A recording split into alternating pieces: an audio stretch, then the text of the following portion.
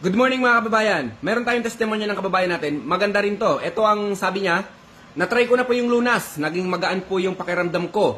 At hindi nagaano nakirot yung tagiliran ko. At yung oil naman po, nagamit na rin po naming mag-asawa. Nawala po yung pamamanhid ng braso at mga daliri ko po. Kaya tinuloy-tuloy ko po pahira ng PFC oil ang mga daliri ko at braso ko. Okay. So, ito, kalimitan ng sakit ng mga kababayan natin, pananakit ng tagiliran na tumatagos hanggang likod. So, dalawa lang yan. Kung hindi kidney yan, liver problem yan, no? Or else, may mga kung ano-ano sa bitukan nyo na kailangan maalis, na hindi nyo maalis. Pero tong lunas na to, sa pagdating na pananakit ng tagiliran, 100% sure na sure ako, ito ang makakatulong sa iyo. Marami nang napaalis ng sakit ng tagiliran tumatagos sa likod.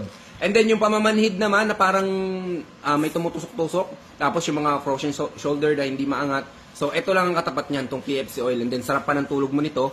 Pag pinahid mo to sa likod mo bago ka matulog, at the same time yung mga bukol-bukol natin, yung mga lamig dito sa likod natin, matatanggal. Tsaka sobrang bango nito, napakabango. Kakaiba, hindi basta-basta itong oil na to. So yun lang mga kababayan, kung gusto mag-order, pwede kayong mag-text, pwede kayong mag-chat sa akin. Stay healthy, ako si Chance, at ako magsasakang gala.